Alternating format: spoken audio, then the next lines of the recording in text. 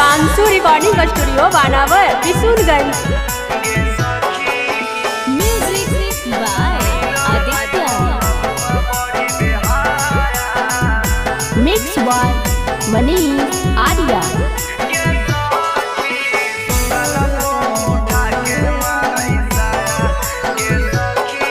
आगे ऊपर के चीजवा फिर ले हो, नीचे के दे हो किराया। मिला बलमुआ बड़ी बेहाया गे सखी, का कहियो गे सखी। आगे ऊपर के चीजवा फिर ले हो, नीचे के दे हो किराया।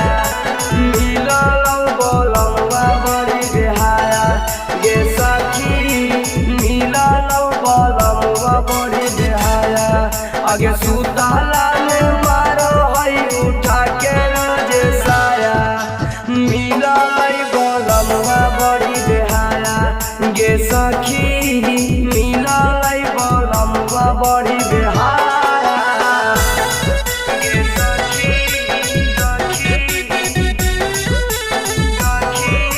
मिला बलमुआ बड़ी बेहाया।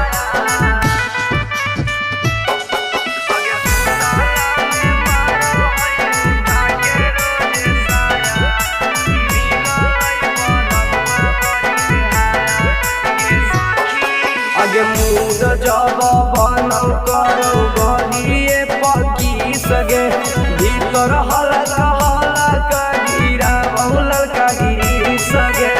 चुआ के मुआ दे सखी। आगे मुद जब बनल करो गलिए पकी सगे, भीतर हल्का हल्का गिरा लड़का गिरी सगे। आगे करे के तनु दर्द तब करे ना दाया। मिलल बलमुआ बड़ी बेहाया गे सखी, मिलल बलमुआ बड़ी बेहाया गे सखी। सुतल पर उठा के मारै साया गे सखी।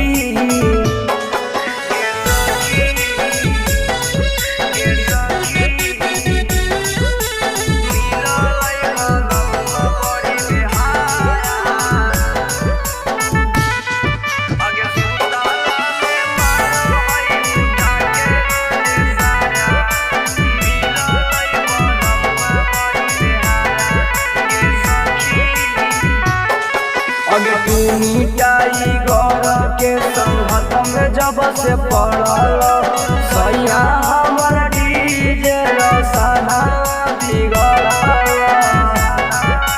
के सखी।